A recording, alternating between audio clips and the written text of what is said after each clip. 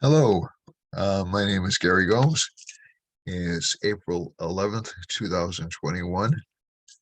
I'm here to talk with you today mainly about the Hindu New Year. This is uh, Chaitra Shukla Pratipada, and I know I've done several New Year's broadcasts, but this is really the big one that coincides with the end of the cycle of the sun and moon into Pisces and the start of a new year. So essentially, Chaitra Shukla Pratipada happens every year. It's done according to a lunar calendar. This year, it will go April 11th to 12th, depending on the part of the world you're in, and will end April 2nd of 2022. This particular chart is intended to be read. It can be read from a single reference point, to be honest with you. And I'm going to choose Washington, D.C. because I'm based in the United States. But there will be different rising signs and different effects for different countries around the world and for different, but it won't affect individual charts. So let's say if your sun or your rising sign or your moon is in Pisces or Aries or in Taurus, you'll have the same effects for those particular signs based upon where the sun and moon come together. So this is essentially the start of a new year for everyone. And it looks to be a rather difficult one. So let me share the screen. By the way, my name is Gary Gomes. I have been a Jyotishi or studied and practiced Jyotish for roughly 30 years. I've studied with several eminent Indian astrologers, also with transcendental meditation, and I am also a Swami of the Temple of Kriya Yoga, Bachelor of Arts, MBA, DED, and so that's just to give you a little background on my credentials. Former president of the Council of Vedic Astrology, former vice president of the Council of Vedic Astrology. And so that's not a way of boasting, that's just a way of listing my credentials to talk to you about this topic. I've also studied Western Chinese, some deeper aspects of Vedic astrology, and also numerology in my early years. And I also do tarot. I do readings for people.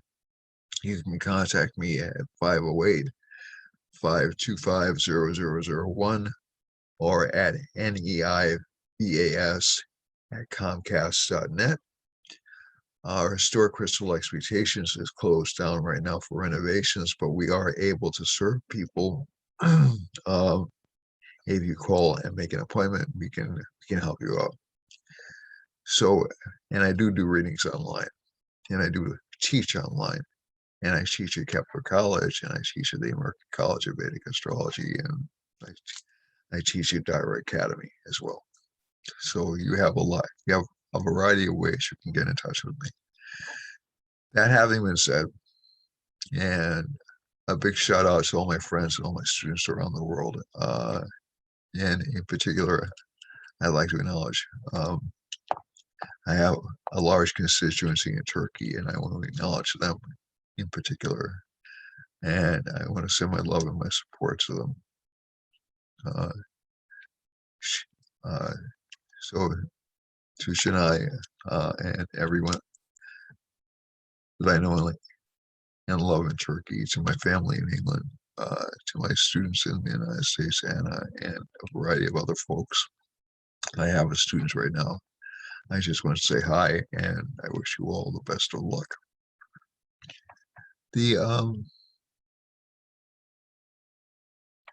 This particular time is considered the start of a holy period for in the Sanatana Dharma or the Indian religion, and essentially is a way of blessing it. So it's typical to fast on the first day. It doesn't start until tonight. In the United States, it starts at roughly 2,300 hours in the United States. And I did take, I want to acknowledge my friend Barry Rosen for putting up a magnificent chart, which is a really well done chart. And he did a nice analysis on Facebook, and he's going to do another analysis down the line, and you should read his stuff too. But I want to give you my particular take on this particular. This is a certain year, and so there's a cycle of 60 years in Vedic astrology.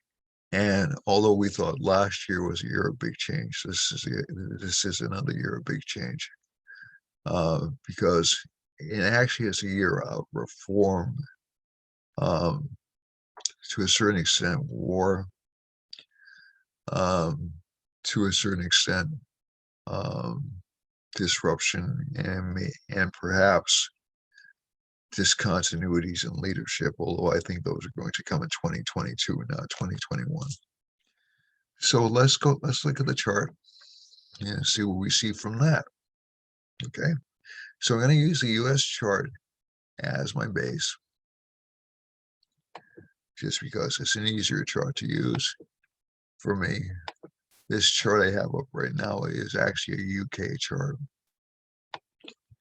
So you can see that United Kingdom, and I'm not using a lot of extra material, so I'll start adding those in right now. So we're going to use Shri Ascendant for prosperity, Varnada Ascendant for fame, and we'll include the Upagrahas. I don't want to use, I use Upapada for people who might be wanting to get married this year. And I also want to, I'll stop right there. Okay, so this is a Saturn. This is essentially England's chart right now. For the, and you see the moon it's not quite exact, but it's close. And the sun and moon are together. Now, if I go to the US chart, so Saturn will have, so the UK will have Saturn in the first house.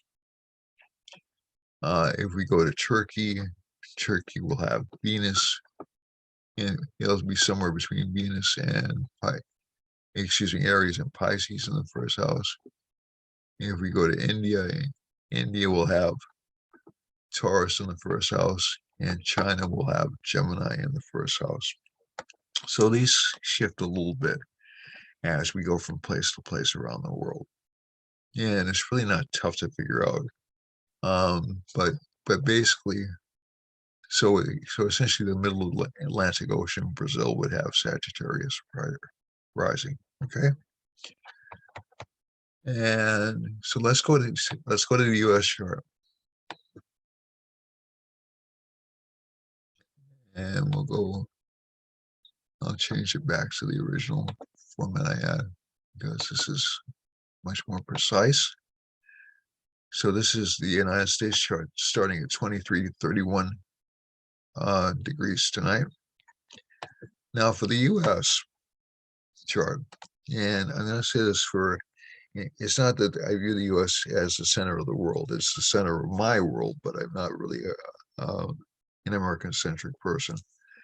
And well, that's one of the reasons I use the astrocartography, so I can fool around with different rising signs, and I know the rising signs of certain countries. I know there are a lot of Venus and Virgo charts in Europe, and so And so essentially in the United States chart, this looks like an interesting year for the United States. So let's start with that. We have K2 in Scorpio. Okay, so K2 in Scorpio is an interesting combination because it's exalted there. It's extremely well placed there. We have Saturn in the third house.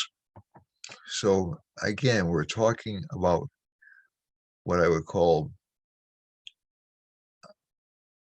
a lot of caution in the United States chart right now, a lot of slowness, a lot of increased courage, but it'll be courage to slow down. I'm not quite sure how to say that, but essentially we'll be looking to slow down. Economically, the 11th house lord is Mercury. Is debilitated in the fifth house of investments, but the lord of the 10th house is also there, and the lord of the 9th house is also there. So that's really not a bad combination. It will give a lot of ups and downs in cycle. And I think from what I'm hearing, because we have Jupiter in Aquarius, a lot of people think the economic slowdown is largely over. And that's true, but there'll be hiccups throughout the year. And what do I mean by hiccups? Well, between September and December, you're going to see what I would call a mini slowdown in the U.S. economy. So you're going to see a lot of growth over, especially after May, middle of May this year through September. The thing that I think will stop that growth, both in the United States and around the world, is the cost of energy. We've seen this sort of like there's been a ripple effect from the tanker being stuck in the Suez Canal, as we all know, and I did say in one of my last broadcasts, we would look for some problems from the sea. And also we have Saturn aspecting the sun and the moon. So this indicates health problems for the president of the United States because the sun represents the leader of the country. Because Mercury is there, it'll also give a lot of confused communications. And I'm not picking on, in particular, on any one individual, but they'll get more confused as the year goes on. I'm not seeing a replacement. If I have the right rising sign for Joe Biden, and that's always open to debate because it wasn't verified. It was essentially something that was done from memory. He won't enter a Saturn Mahadasha really until a couple of years down the road, and that's a dangerous Mahadasha for him. It could be dangerous for his wife. It doesn't necessarily mean it's going to be him, but it's certainly not a good major planetary period for him. But basically, we have Saturn in the seventh house. Seventh house is considered an inauspicious house, destructive, death inflicting house, to be honest. But at least from the chart, the planet, the house, and the vitality, the house of vitality is the eighth house. That's in the fifth, so it'll be supported. But I don't like that Saturn aspect on Mercury in the chart. And in terms of subordinates, if we want to look at the sixth house, it is good for subordinates. So Venus is placed, but it's very weak. And it's not a particularly strong Venus, so it doesn't necessarily mean there'll be a succession. There may be a temporary takeover of power, perhaps because of a health crisis in the president. And we would see this probably around September of this year, September or so. But it doesn't look like a permanent takeover to me. The other thing is, if you look carefully at the chart, you'll see K2 being in the first house. there's going to be a lot of confusion around the world around what America is doing, the United States is doing in particular. And I put this line up here. This is what's called the street line now, um, or the line that connected with basically with prosperity. And the Renata Lagna is connected with fame or recognition, and that should give some recognition to the current vice president. The other thing is Saturn aspecting the moon, but Ketu in the first house. The United States is going to be in disarray for at least another year and a half. I don't think, and I think overall is going to be worried, it's going to be confused. In terms of disease, Ketu in the first house is not a good indicator. But I also think since we have Jupiter in the fourth house, and Jupiter will be moving um, through Aquarius, which is connected, very strongly connected with healing, especially Sadhu you'll see, I would say, the production of, so you'll see this virus, this COVID virus, the variants starting to multiply, but also new vaccines and new treatments coming out around May or June, which will successfully tackle the variants. So I think largely the COVID crisis will be over by mid-May at the very latest. I don't think people will feel quite safe about it. They'll be a little bit uncertain about it. And I don't blame them. The house connected with money, the two houses connected with money are the second house and the 11th house. Those are both, the second house is in pretty good shape, with Jupiter being just a little bit weak in this third house. So it will fuel an expansion, like I said, a rather rapid expansion through September. Like I said, there'll be a slight correction between September and December, and that'll be energy driven. After that, we should be relatively in the clear. Am I looking for any more diseases to pop up? Not really for a few years. And I know some of my astrologers, we have a Pluto in Capricorn. My Western astrologer friends are like putting a lot of attention on that. And I think it's important, but I've never seen a disease spread without the help of Jupiter and Mars. Jupiter is not aspecting Mars. It will aspect Mars in about a month, but it's also, to be truthfully, it's also really not, it's not in the conditional placement for, it's not in the appropriate placement for spread of disease. Okay, so please just take my word for it. We'll still have COVID cases probably through the middle of this year, but a lot of it will be, I don't want to say conquered. I don't want to be that cocky, but a lot of it will be under control. The other thing they were looking at is in terms of Saturn aspecting Mercury, Moon, and Sun. You'll see a lot of communications outlets under increasing pressure, both internally and externally. And what I mean by that is you'll see increasing censorship. That's happening regardless of what we think, whether we think it's a good thing or a bad thing. And also you'll see governments start to get involved in why certain things are being censored. Because of that Sun-Mercury conjunction, the Sun is really close to Mercury, is outside of the range of most severe combustion. And the Moon is also in the same sign with Mercury as well. It's interesting, there was a case that just got resolved in the media about the New York Times. Essentially,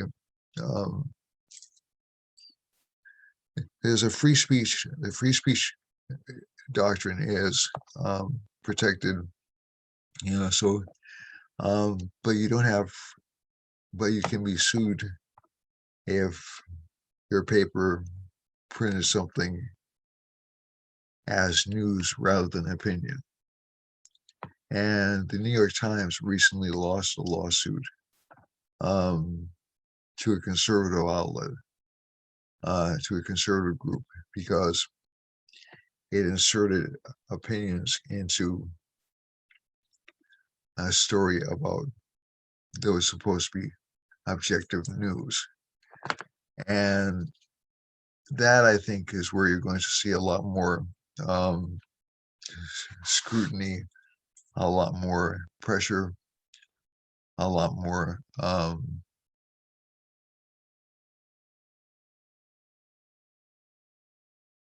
discretion applied. The other thing I'm not crazy about in this chart, although there are some things I like very much, is we still have a K2 Mars conjunction, mutual aspect. Mars is weak. When Mars is weak, it gets nasty. And we have K2 in the first house, which can give what I would call riotous or rebellious impulses. So what I'm seeing based upon the chart is we are going to see more civil rights, more today we have a White Lives Matter protest taking place, which is essentially not a good thing to see happen. And you'll see mounting protests and mounting racial tensions over the next year. I wish I could tell you this administration will calm things down. It actually won't. That's going to be in the landscape for the next year, next 2 years, at least. And then finally, some communication will break through, and we'll finally start talking with each other properly. But it won't happen for another couple of years based upon the Saturn transit. The other thing you have to keep in mind when you're looking at these kinds of charts is that we have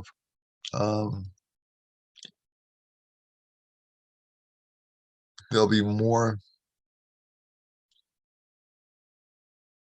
lewdness allowed in the media, for lack of a better word. Venus has been under restriction for a while. And a lot of media is heavily sexualized anyway, but it'll become more so because of this Venus in Aries. And also, you will see a strong desire for reform. You'll see a lot of pressure, not only in the United States, but if I look at maps with Saturn rising or with Jupiter rising, this would be Europe. Saturn rising, the UK will be pretty much still stagnant for a couple of years, but it'll be forming itself and reforming itself, and its economy will actually do pretty well. Europe's economy will start to do better as well. The United States economy will do well, will do better as well. I'm not saying it's going to stay at the disastrous levels it's been at. I mean, the reopening has already started. We're having financial growth, so I mean, it's not a nightmare. As a matter of fact, it looks quite good economically. Things look quite good. It just looks like that Mercury in the fifth house. It looks wobbly to me for investors, so people who are speculative. And it also looks wobbly to me for communications.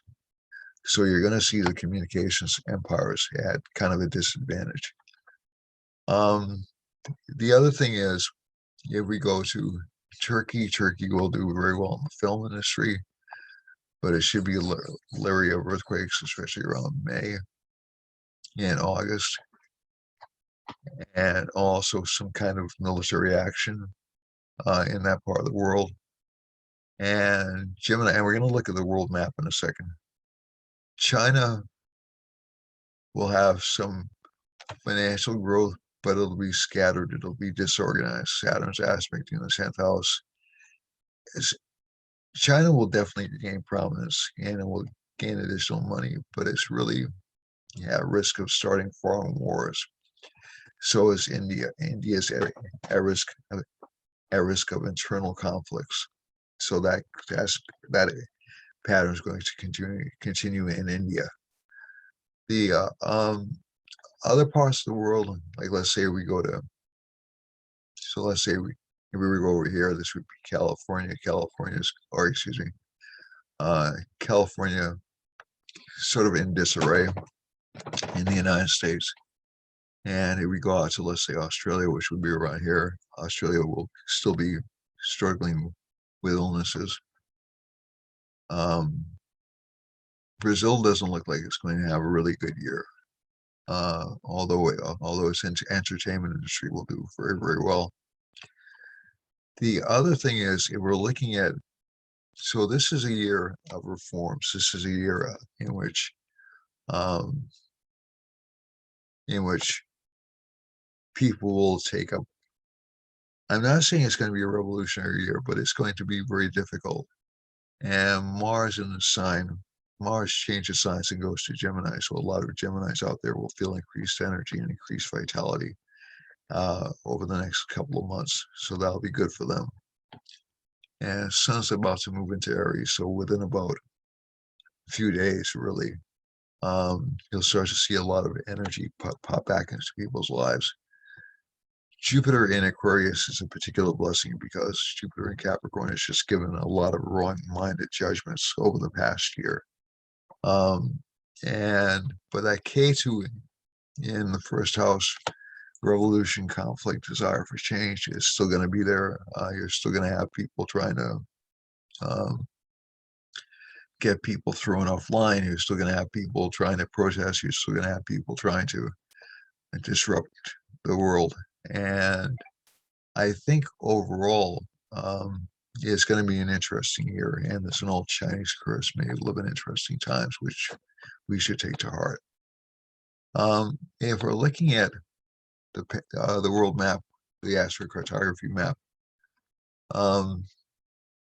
which I normally do. So we're looking at a Rahu line passing through Washington, D.C., which is always a lot of fun. So there's going to be more strife and more struggle in Washington, D.C., up through Florida, up through Virginia, up through all the way into Connecticut and New England, where I am. The West Coast has a Saturn line, so the economy through California will be down for about another. It won't recover really, I don't think, fully this year. It'll start to recover, but it won't recover, and it'll slide back in September through to December. Jupiter, it looks like New Mexico, Texas, middle Canada will start to come back financially very healthy. But I'm a little bit troubled about the East Coast, and especially over Western Massachusetts and all the way down through New York City, through Washington, the entire East Coast. Looks like it's going to be kind of a panicky time for it, and there'll be a lot of ideological struggles on the East Coast. And a lot of that will obviously center around Washington, because that's where the mostly occurs. In terms of disasters or calamities, we have a Mars line running through Guyana, I believe it is, Brazil, and all the way through Argentina, and it looks like Paraguay down here, and maybe even Uruguay down here. And also we have Sun, Moon, Venus lines. So again, Brazil's industry, its film industry in particular, will tend to do well, and it'll actually attract a lot of tourists. But Venus in Aries tends to over-sexualize things, and so you may see see more spreading because of um, more spreading of disease because of sexual contact, and I had to rush that out quickly because I didn't want to be banned. Saturn line is passing right over Scotland and England, so there may be a separation of Scotland from England this year. That is quite possible. You have this little Jupiter line, so France and London look like they're going to be doing extremely well this year, all the way through Norway, Sweden, Finland, and back into into Russia, parts of Russia. But there will definitely be some conflict. We're looking at Rahu and Mars going over Moscow, China. We have a sun-moon line passing over. We have a lot of lines passing over Turkey. We have a Mercury line passing over Turkey, so that could mean some confusion in the government. We have a sun line passing over, so you see increased governmental authority. This is Ankara, actually over here. This is close to Ankara, not quite on it. This is Istanbul. And throughout Middle Europe and Germany, you'll see a lot of disruption as well, and all through Central Africa, down here, down through the Sudan, and all the way down into parts of South Africa. So, but there is a strong Venus line running through Turkey. That'll be very good for its film industry and for its entertainment industry. And you'll also see a moon line, so that'll throw Saudi Arabia into the spotlight. And you'll also see a lot of news coverage and a lot of news breakdowns in this part of the world, in Turkey, Egypt, Sudan. Also in Germany, you may even see Germany imposing some censorship, as Angela Merkel intimated last year. She felt only the government had the right to impose censorship. Iran has a Saturn line, so Iran is going to be suffering for a little while longer. Jupiter passes through India, which is good, so that'll protect Delhi and it'll make it safe. But there is a Rahu line, so that'll give border problems with Pakistan, and also border problems with Mars, with China. There's a Mercury line spreading through far eastern China, through the Philippines, and through Western Australia, and through Indonesia. So those particular parts indicate problems with media. Again, we're talking about problems with media having too much control, and a desire to correct or amend it. Now, this means different things in different countries. So I think one of the things that we all know from history is if somebody controls media, they control essentially our broad understanding of the world, and that's why it's become so important. Is considered the skin of the body of the chart. So essentially, it's how we communicate, how we feel, how we even perceive things. So Mercury's going in 1,000 different directions. You'll see an increase in skin diseases, infections of that kind. So I would watch out for biological hazards more so than like staph infections, an increase in staph infections, things like that, as opposed to communicable diseases like COVID, but especially in this part of the world. And the moon line is going over Japan. Moon line is very weak, and over New Guinea and Australia. So Australia is going to have some situations to deal with, but I think what you're going to see over the next few years is a breakup and a realignment of traditional media in the country. And one of the reasons I'm so hung up on that is it could be because I have a really strong Mercury in my chart. But I think it's on um, a more critical level. Mercury is really Jupiter's in charge of wisdom and good advice and sage advice, and it's a luck indicator. Mercury's how we receive communication on a day-to-day basis. So it's essentially how it keeps the world functioning properly. And miscommunications can cause problems in the world. So wherever there are Mercury lines, I'm a little bit worried because essentially what you have here is miscommunication between Hong Kong or between the islands off the coast of China. You have miscommunications in China itself. Those may be misinterpreted by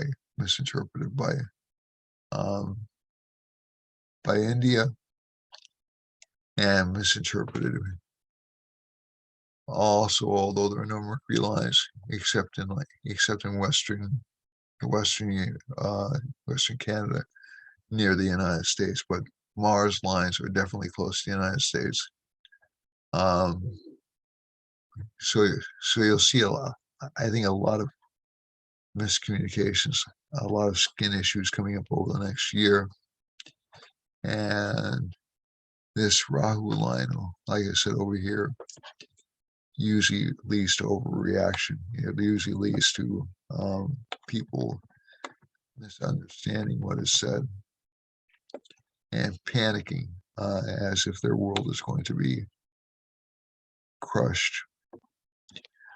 We've had some volcanic eruptions lately, and I think I would look for these lines.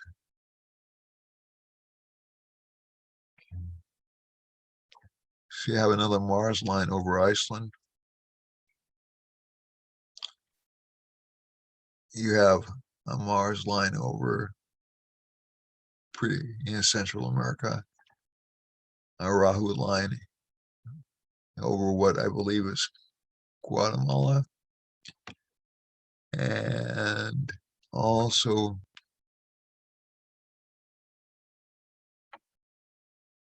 over in this part of the world, which isn't known for volcanoes, but this part of the world down here does have some volcanoes. And if it goes into not a lot near the South Sea, although there are some Mercury lines over here. But again, this part of the world is a little bit susceptible. Puerto Rico, not so much, but Haiti and the Dominican Republic and Cuba will be subject to either possible earthquakes or possible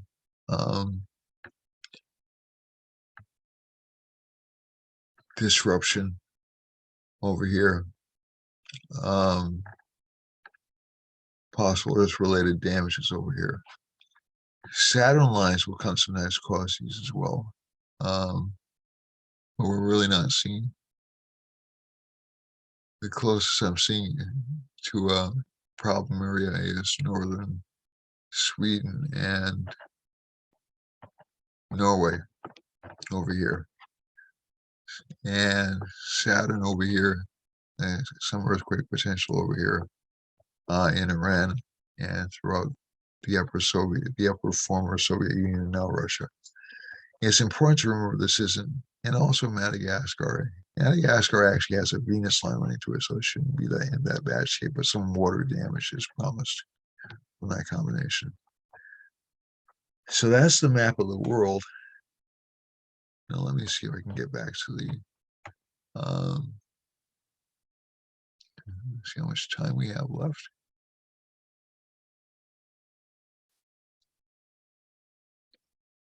Let's go back to let's get out of this map.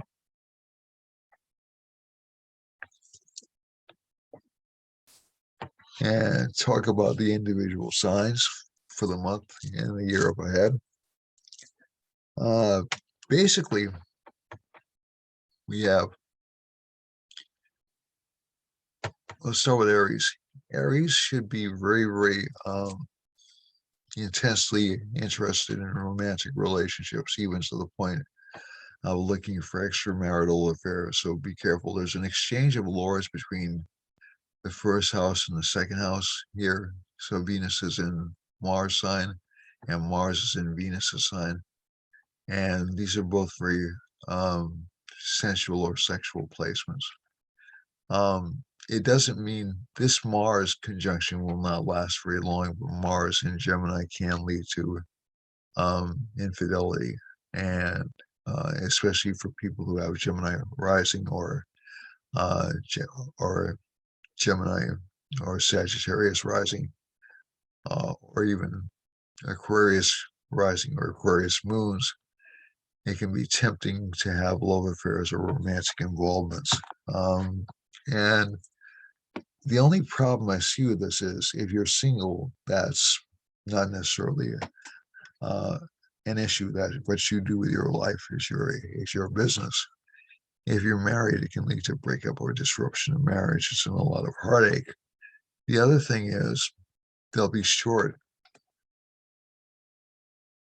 romantic involvements. They won't be long-term committed relationships because although Jupiter is involved with Mars in Gemini, and it will give a lot of opportunities, Mars in the sign tends to give relationships which are really don't last all that long.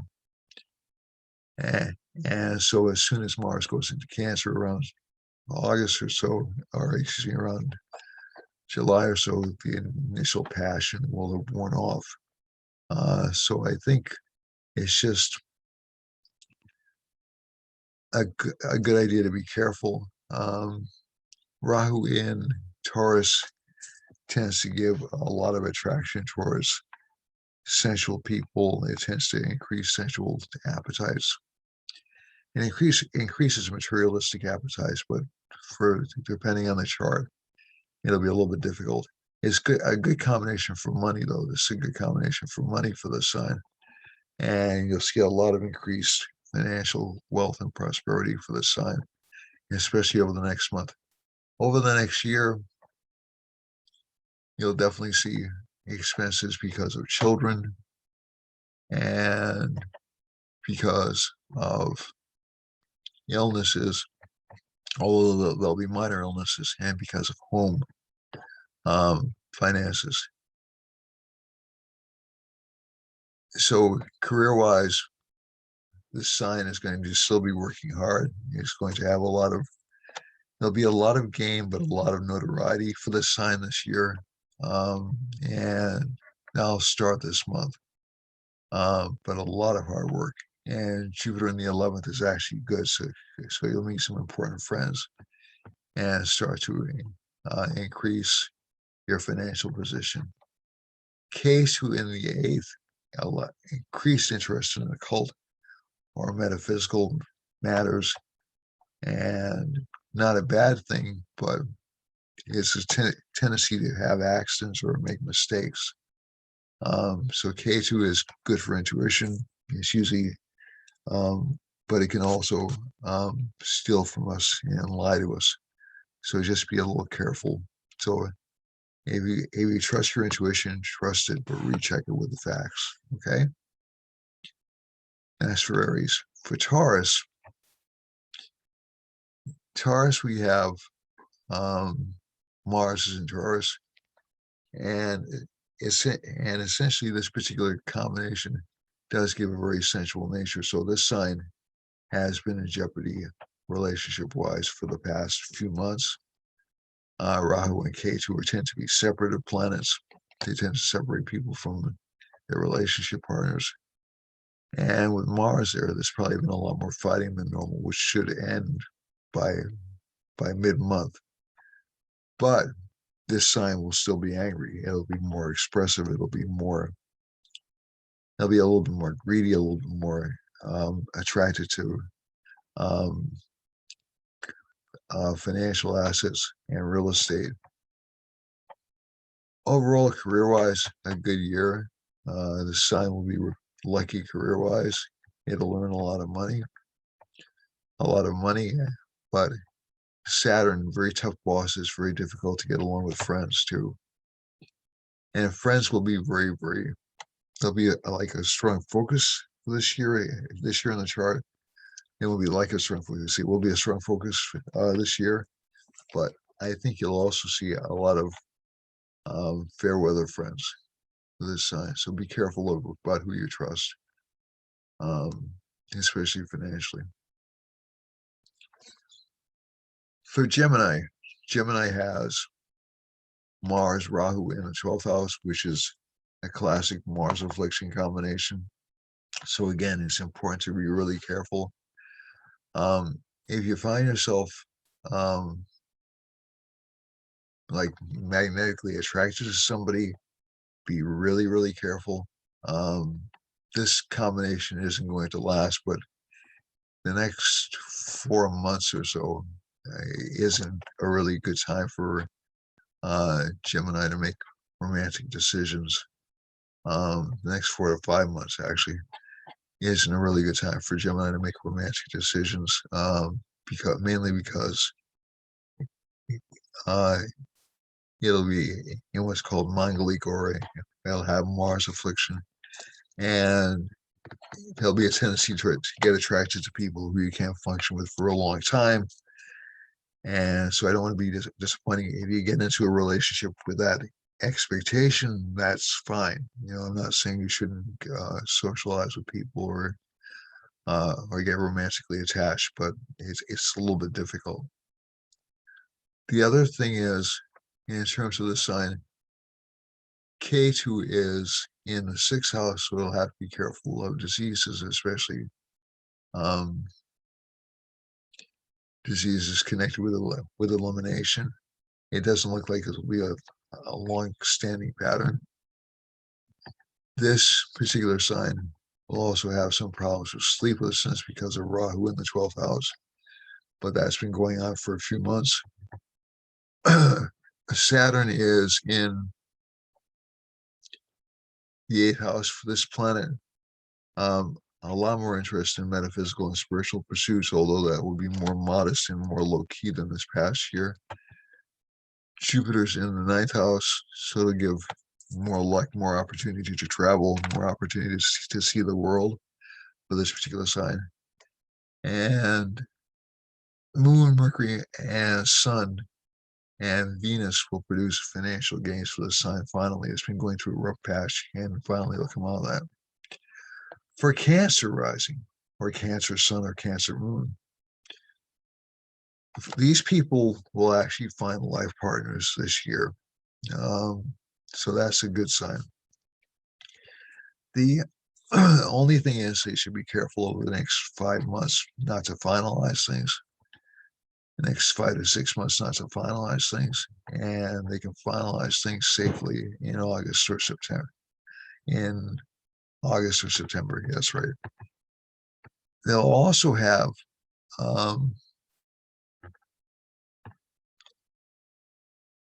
good money opportunities because the Lord of the 2nd house is in the 9th.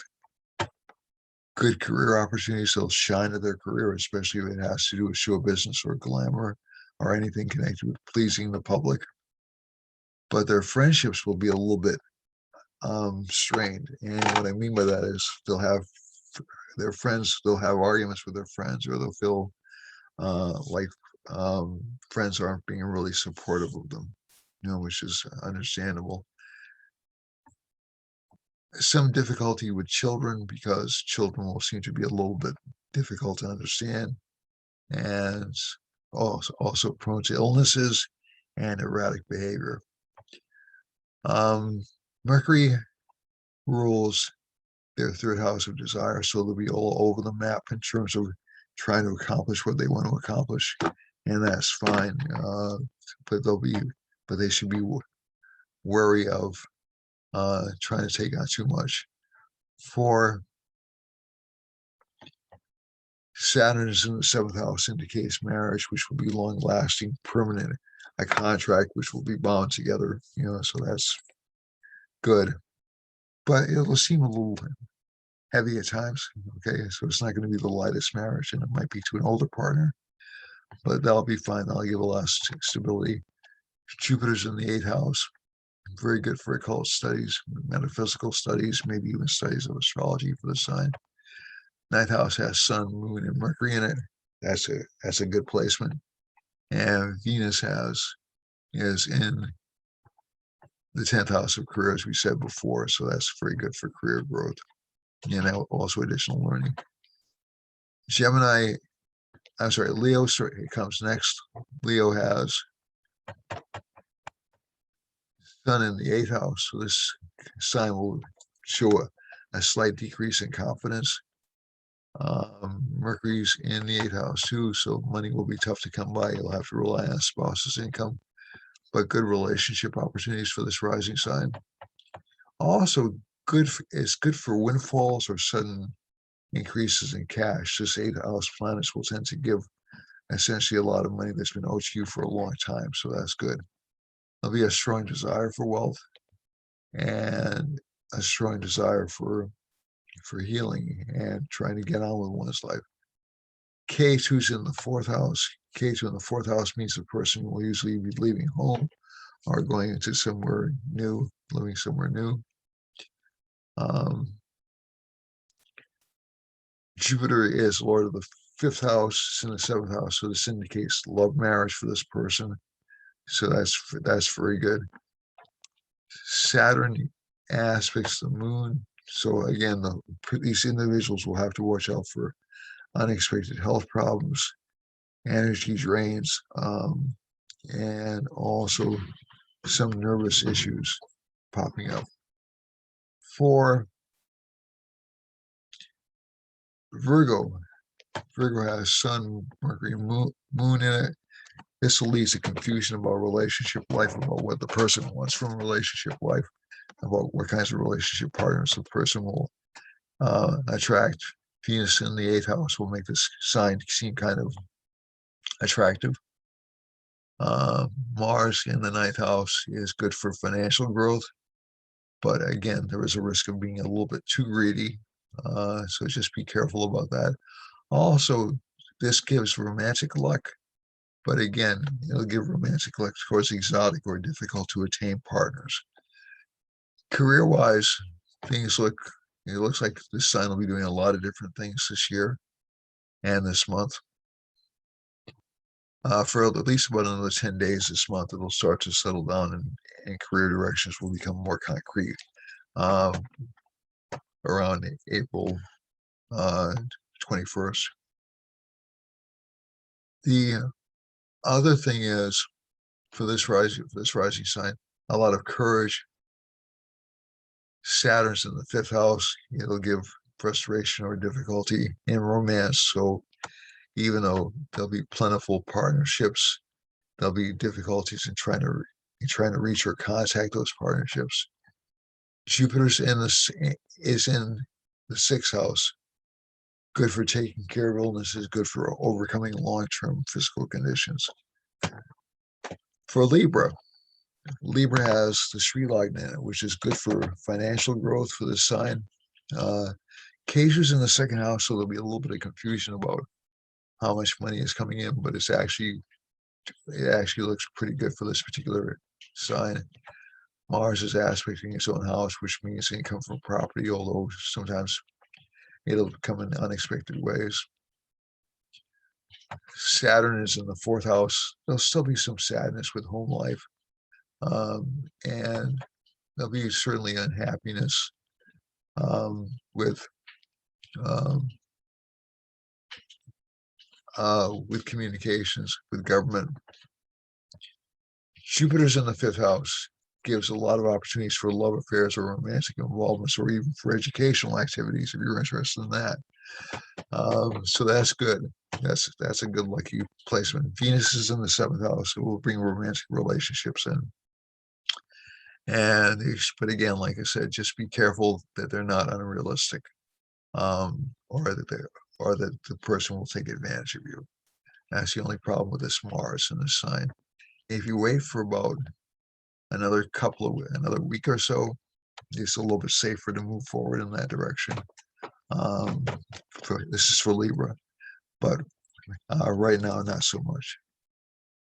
For K2, for Scorpio, we have K2 in the first house, so the sign is very astute, very practical, very knowledgeable. Saturn aspects the Mercury, Moon, Sun, so that affects the sign's luck a little bit, but it does diminish its tendency towards accidents. Saturn's in the third house, again, will give this sign a lot of courage, a lot of backbone.